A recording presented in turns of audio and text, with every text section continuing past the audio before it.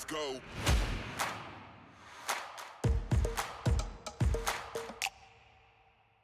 Hello, everyone, and welcome to the Adjusted for Risk podcast from the shores of Lake Tahoe. Today's episode is very timely and one that I'm very excited for. Technology has driven the evolution of the wealth management space for the better part of 20 years, or the 20 years that I've been part of the industry. I'm dating myself here or so. And I feel like we are now reaching another inflection point here as AI becomes more attainable and accessible to the wealth management space. Well, I have three fantastic guests on today that are going to help us, or hopefully try and help me understand AI and how we can take advantage of it. But first, today's episode is sponsored by the award-winning Zephyr, which helps advisors, wealth managers, financial analysts, and investment professionals make more informed investment decisions. So I'd like to welcome back on the show AdvizorStack's dynamic father-son duo of Paul and Nico DeMaio. And I'd also like to welcome a new guest on the show, QDeck's Jag Prakasam, to the show. Jag is QDeck's CEO, while Paul is the CEO and managing partner for AdvisorStack, and Nico is president and partner of AdvisorStack. So let's first start. That was very quick intro and introduction. Tell me a little bit more about yourselves, QDeck and AdvisorStack. Let's start with you, Jag. Thanks, Ryan. Thanks for having me on the show, and it's great to be here with Paul and Nico as well. And QDeck is an AI co-pilot for financial advisors. They help financial advisors leverage the power of AI in really scaling and hyperscaling their services for their clients. And this is one of the first of its kind that is actually live in the market. It's great to be on the show. Well, thank you for coming on. It's an honor to have you on, Jag, and I really look forward to hearing some of your insight. All right, Paul and Nico, if you guys want to tell you a little bit more about AdvisorStack. Yeah, thanks for having us back, Ryan. We weren't sure if we were going to get another invite, but we're shooting for the most watched podcast, right? There we go. I needed some star power, so you're number one on my list. We held the title for a little period. We're trying to get it back now, so we're back. No, but just briefly, like we mentioned on our last podcast, we created AdvisorStack about a year ago. I've been in the business for 30 plus years, primarily on the investment management side. My son Nico came to me with this fantastic idea hey, Dad, I got a great way for you to work harder and have more stress. Let's opening up the technology platform for financial advisors so they can have an all-inclusive, all one included technology stack if they break away from the wirehouses or if they're a smaller independent RIA. So I'll turn it over to Nico now. Yeah, thanks, Paul. Ryan, again, thanks for having us. Lucky to make the cut. Same thing on Paul, kind of like what we said, the aspiration was really to give a breakaway independent advisor that true wirehouse feel that a lot of these guys have been accustomed to for the last 20 to 30 years. We know we've actually been able to accomplish that. And I'm really excited to add in this conversation with Jag's company because they're doing some extreme groundbreaking stuff. And we all know fintech is just a little bit behind the eight ball with innovation and technology enhancements. This is just speeding up everything that much faster. So it's really exciting just to really have that detailed conversation and how AI is going to be attracting those asset gatherer advisors over the next 10, 15, 20 years and really prepare us for that great wealth transfer. So thanks for having us again, Ryan. Fantastic. That's great, guys. Thank you for the brief intro and introduction. Thank you so much for coming on the show. It's a real honor to have such an esteemed panel to talk to. So as I mentioned at the top, the wealth management space has evolved greatly over the years. Now there is another factor impacting this space, and that is the transfer of wealth to younger generations. So Paul, let's start with you. How is this generational transfer impacting the space? Well, it's been, it's a great question because that's exactly why, Nico and I teamed up. I mean, it's funny when you think about the advisors that are my age that have been in the business for 30 plus years, probably 90% of those advisors that we talk to are transferring some of their wealth books to their children. So therefore, the wealth change is going into place with their clients too, right? That's all we're seeing. And enable more and more, it's very important for an advisor to be on top of the technology that will allow him to transfer that wealth simple.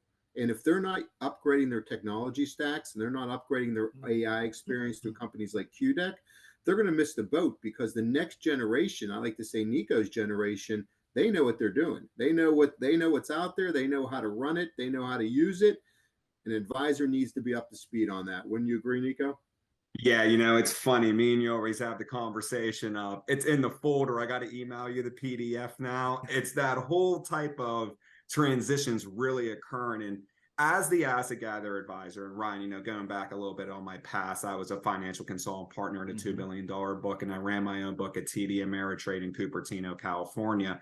I had to sort of lean on all my business partners to really be able to do this. And now a new business partner is AI, when you kind of really think about this too. And AI is just a way for you to understand all of these talking points to your end clients. And like Paul said, get in front of them, stay in front of them, and retain the assets. I'll leave it to Jag to talk about the statistics. They're wowing. But for me, as the young asset gatherer advisor, Paul hit the hammer on the nail. If I don't have a technology stack, it's automated, all-encompassing user interface, very simple and easy to use, and gives my end clients the kind of same experience that I am getting as the advisor, that's what would attract me as that 30 plus year old advisor with a couple $50-100 million in my book of business. Jag, I know you have endless amounts of statistics to talk about this, of how little advisors' wealth actually stays with them. Why don't you talk about that a little bit and how AI is going to really improve this piece? Yeah, no, absolutely.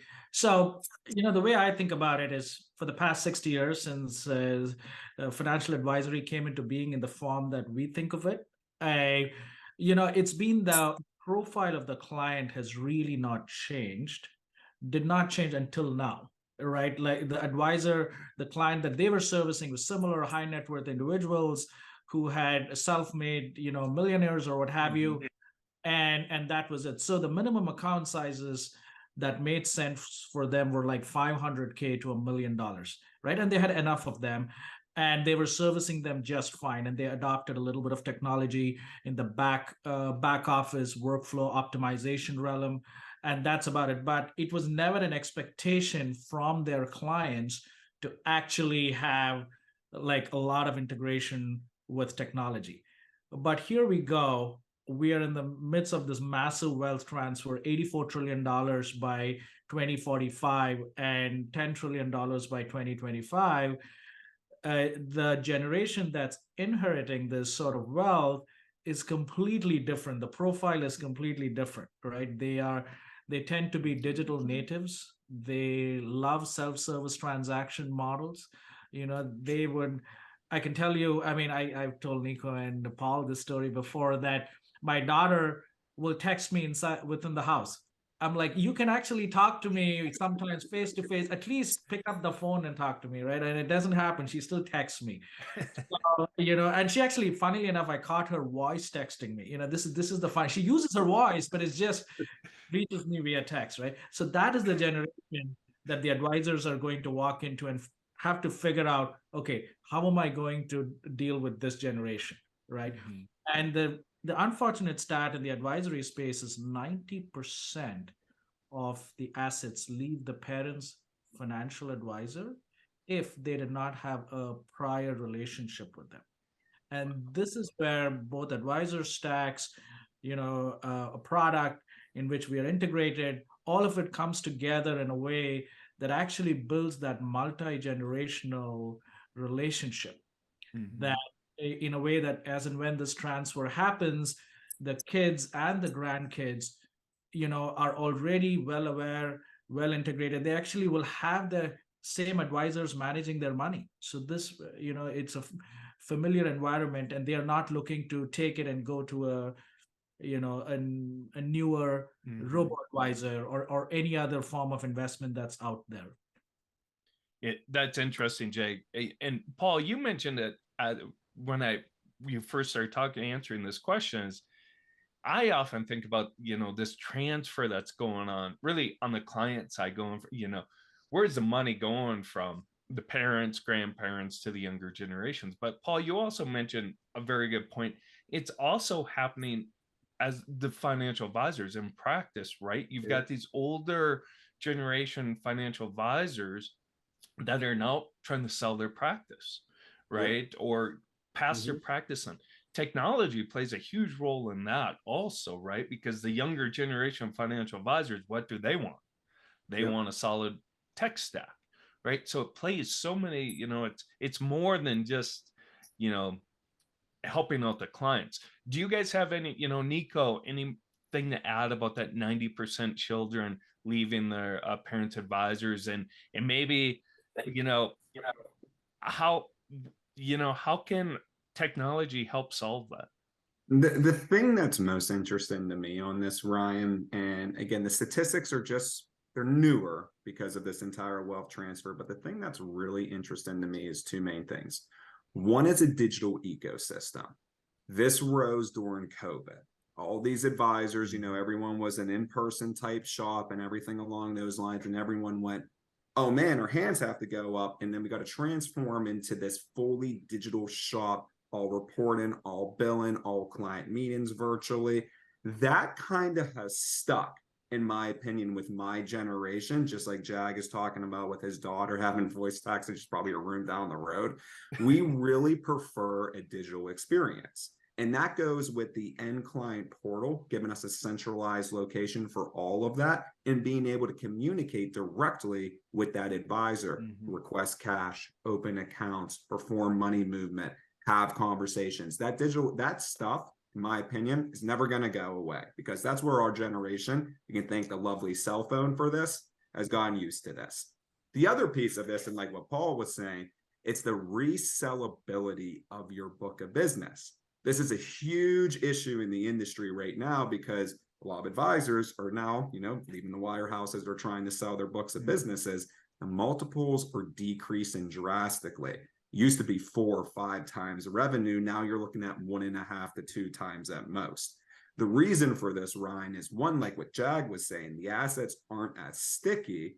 And a lot of these companies don't have these in fully coherent technology stacks. So if you have those two things together, you don't have a technology stack, you look at your risk reward to a client in AUM stance, and then you look at your business continuity plan, really decreases the book of business sellability stance. So I see, like, if you look at those two pieces, and then as a financial advisor, making sure that I can do everything in my power to be that cohesive experience and to make sure my clients stick, that's how you sell your book in 2023. It's just a little bit of a different philosophy. Paul, I mean, you've been doing this for 20 plus years. How much has this changed just in the last years? I agree totally. I mean, the biggest mistake a lot of M&A companies are making, Ryan, quite honestly, they're just moving advisors over thinking that they're going to grow their practice organically without changing anything for them. So, they bring over Mr. Advisor from another firm, they pay him X amount of dollars. Their overhead now is they're in the negative. Okay. So now they have to bank, in order for them to make any money on that M&A purchase or that advisor, they have to bank on 2 things: assets staying and growth of assets. Okay. Growth of assets, not just market growth. They need to be able to grow their assets and bring in new business. And if they're not offering different things like, AdvisorStack and QDeck, they're not going to grow their business. It's going to be the same stagnant business that was available to them at the old firm. So the M&A folks need to rethink and reevaluate how they're approaching this business. If you don't have the proper technology to make your advisor grow or help their advisor grow their business, it's not going to work for you in the long run. Do you agree, Jag? No, I agree with you, Paul. That's a great point you make, because one of the things is, if what we did is we did a quick survey of 200 prospective advisors out there who could be our clients, and said, what is the average age of your portfolio? This is a simple question. Anyone listening to this podcast should go and just do that analysis on their book of business. And I can tell you from our small 200 sample, we found that it was in the 65 to 75-year range, right? And every year it's only going up. The trend is not going down, which is a problem. As you know, for the valuation of their book of business, you'd rather have a lower average age than a higher one. And if they don't stem that trend, turn that around, the only way they can do that is to build this bridge with the next generation, right? So the adoption of a good tech stack is almost imperative. They do not have a choice on that, and they have recognized the problem. They're looking for the right solution. I think they have come to that term, and it's imperative right now, because by 2025 you're going to have a $10 trillion transfer. You see a Schwab analysis there which said robo-advisors should grow up to $4.6 trillion in AUM by 2027. I think advisors with their level of experience, I think they should be part of that equation. Not just a robo-advisor that came in after 2009. Most robo-advisors today have not seen the great financial crisis. They all started after that. Right. The advisors like Paul have lived through multiple, like market cycles, both rising interest rate and falling interest rate cycles, and gone through multiple geopolitical crises. You know what?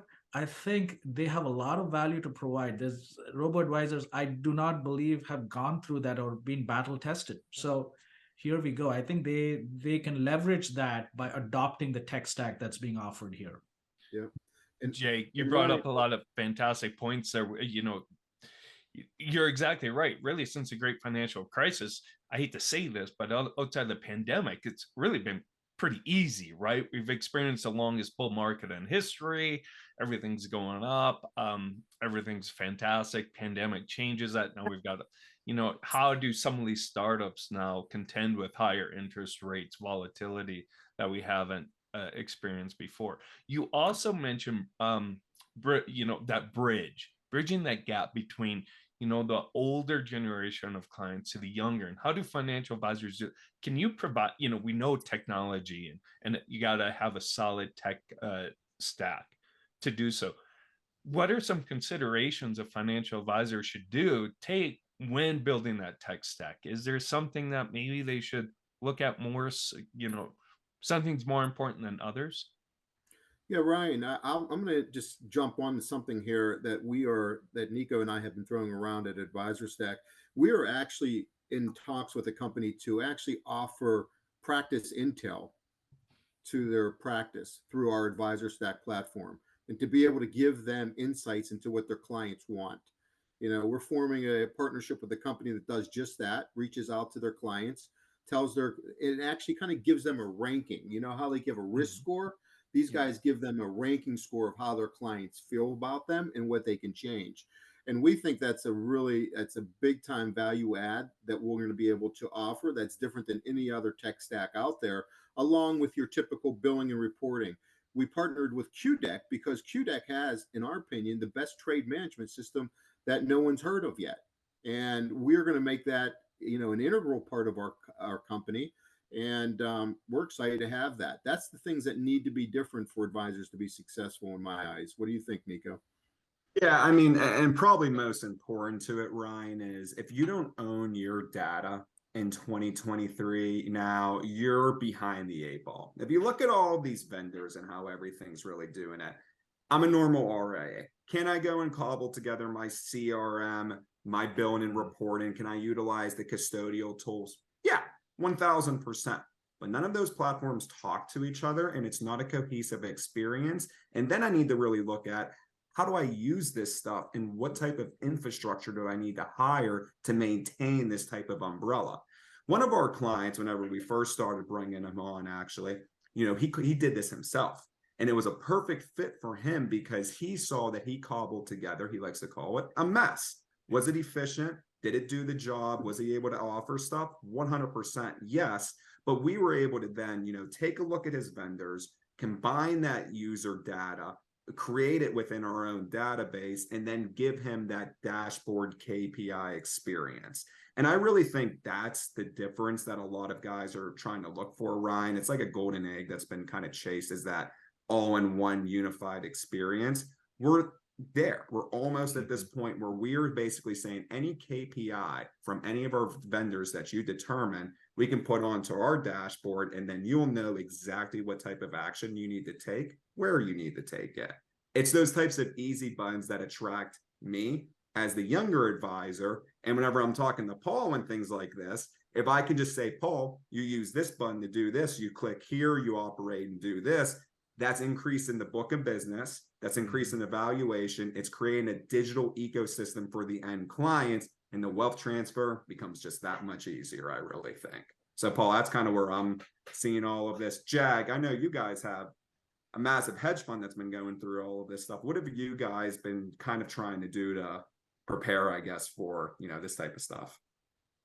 Yeah, one of the things, as you can see, is we had one of our chief product officer. He sat with an advisor, spent 2 days in Pennsylvania, and he said he came back and said, Jag, he goes through, in a given day, he jumps across at least 8 different pieces of software or something, and a lot of times our minds don't even recognize the 3 that we are using, but we are having to go log in and do different things with it. But he just was observing this advisor, and he took it down, and he said, this is bizarre. Like, how would this advisor scale? Because there is a reason why they're saying, hey, I only prefer 250, 500K minimum account balance or $1 million, because in reality, they want to manage the assets, but with less number of clients. Because if this is their framework to manage these clients, it's a heavy lift in terms of how they provide their services, right? And that is where, for us, it was a no-brainer to partner with AdvisorStack, because we saw this as a way to, we are not going to go build our CRM, but we saw this as a way to partner with them in the way that they can, really reduce that burden on the advisor. So let me give you an example. There was in terms of sort of making the advisor more efficient, we say these things give them superpowers. That's sort of our internal name for it. But the reality is, the most recent Fed announcement, for example, it came through, and there was an advisor who used our software and said, Jag, this is what happened. 15 minutes later, I asked the question, what is the picture of the US interest rate environment right now? And the AI went in there, looked at a live feed of data. We processed, 3,000 different sources, as well as combined it with their own data that was there with them, like reports that they keep subscribing to, and came up with a well-written sort of a summary of what the exact thing 15 minutes after the Fed minutes came out, right? And this particular advisor took it, sent it off to their compliance officer, because this had auditable primary links. So every statement that it made, it had references to it. From a compliance standpoint, it doesn't hallucinate, things like that. And then, and it was approved in, like, the compliance officers were happy. You if you're able to cite references and you make a statement, this is great. The last thing they want is something making things up or anything like that. And then they sent it off, and she sent it off to all her clients within, like, basically within 90 minutes of the Fed announcement. Her clients had a nice little report from her in their inbox, right? And she said, the previous Fed announcement that she had, going back and forth with compliance, writing a crisp note or whatever, it was Friday afternoon before. And within those 2 days, between Wednesday and Friday, she had at least 8 calls that she had to spend her time prepping for, or talking about the impact of the rates on the portfolio. But she said she avoided most of those things. And now the client also knows that the advisor is paying attention to them. They're on top of this. The client is informed. This is great. See, from both sides, and this helps them really scale. All of these things that AdvisorStack is also bringing together as part of their, user interface, is that they're really making the advisor really efficient so that they can actually now have high value conversations with really more complex accounts, more larger accounts, while managing smaller accounts. So now they have 3x, 4x the capacity that they had before. Jag, you can just take over my spot here because your segue was perfect into the next topic here. It was about scalability, and you mentioned about AI, right? I try to create a lot of content and writing, so maybe I should just use AI to write a lot of my content, I think, moving forward. But let's continue with that topic of scalability. And it's so important now for financial advisors, wealth managers, to make their practices more efficient. You covered it, Jake. Are there any other ways that we can leverage AI to make practices more efficient? And start with you, Jake, and then we'll go to Paul. Yeah, sure. Now, one of the trends that we noticed to see right now, our product gives them a way to consume real-time live news, for example, right? So they see their portfolio, they see their positions, and then they say, what is the biggest risk, top 10 risk in the portfolio that we have? Let's go out and ask questions about the competitors of our positions, things like that. And it actually distills that, goes across 3,000 sources and processes 50,000 articles in real time and says, okay, this is the summary, right? This is what it comes back with. Now, that's a big time saver, but also what it does is a lot of advisors, I can assure you, subscribe to a lot of different feeds, like a lot of different reports, analyst reports, things like that, right? Like all of us, I buy a lot of books and I subscribe to a lot of things, but maybe 10% of it really gets read. My nightstand is not only books. There's no more. The nightstand had to be replaced with just the books alone because it's as high, And the reality is, but I never cancel any of those subscriptions. You know why? Because I feel like, that's a really valuable source. I wish I had more time. And this is a little bit of a struggle that all of us have here in our lives. And this actually makes it super efficient. So you can ask questions with that data. So you're extracting maximum information out of the data and the subscriptions that you have and everything, and providing a far better sort of client servicing experience to your clients. Ultimately, you're working in the interest of your clients, right? So this actually makes you more sort of knowledgeable and gives you more tools to sort of address that while not taking up more time. If you really did it, it's not like you're doubling your time. On the contrary, you're doing it in 1/10 of the time, which is where the scalability aspect comes in. Paul, Nico, do you have anything to add? Yeah, I was going to say, Ryan, what I'm most excited for about this entire change is just it's the data piece of this. And right now, AI is brand new. It's just like a baby right now. Jag and QDeck have been actually building this ahead of ChatGPT. They're about 3 years ahead of them. And then whenever they went into the large language process, and it just opened up Pandora's box.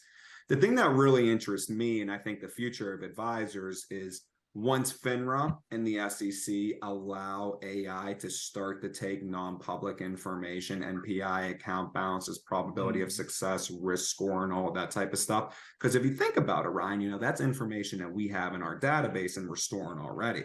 You connect that with a large language processor like Jag has developed over at QDeck.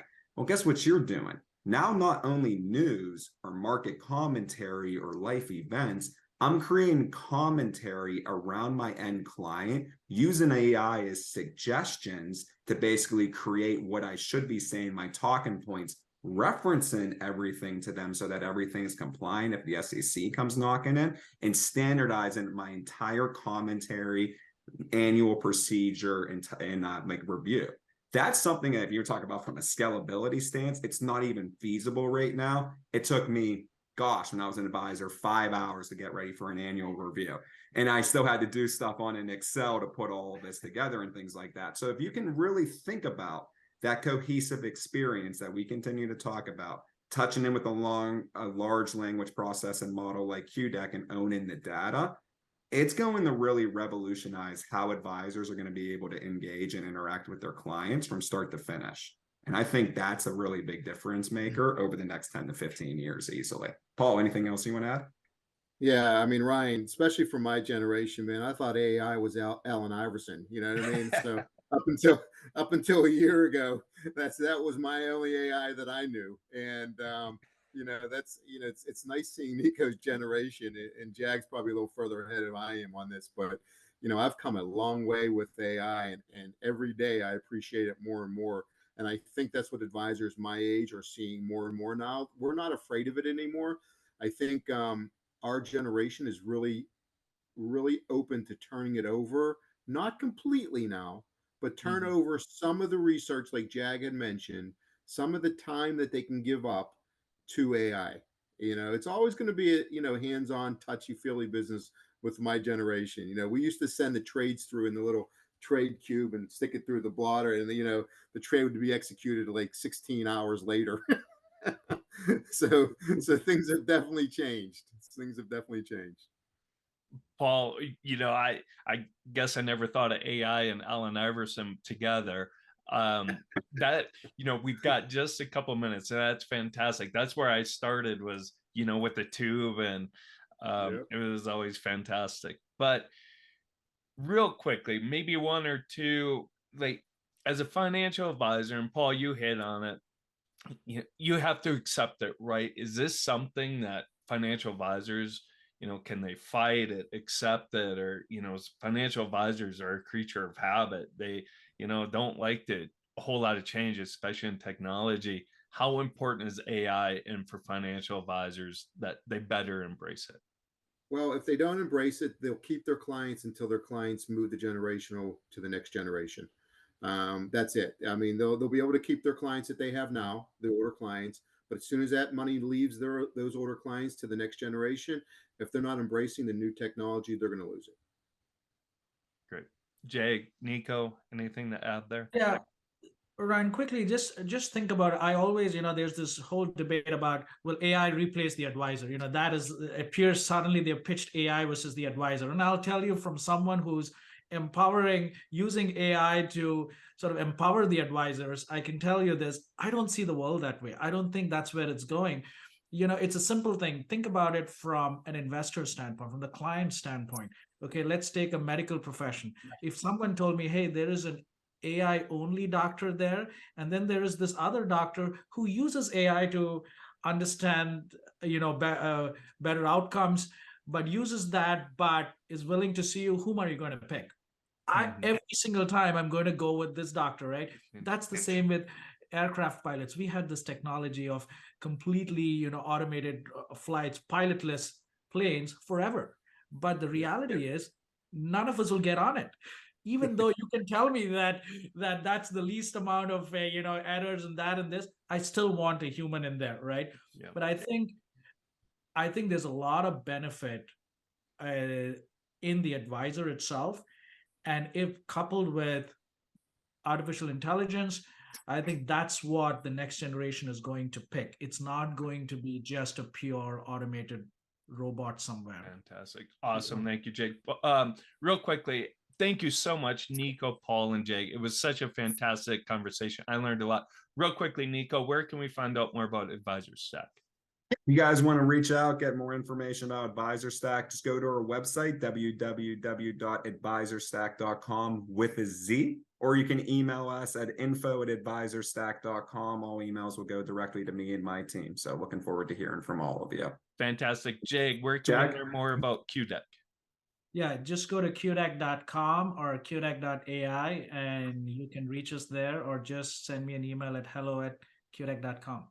Fantastic. Thank you, everyone, for listening. Thank you, Paul, Nico, and Jake, for the great conversation, listening to this episode of Zephyr's Adjusted for Risk podcast. Thank you, and have a great rest of your week. Thank you. Thank you, everyone.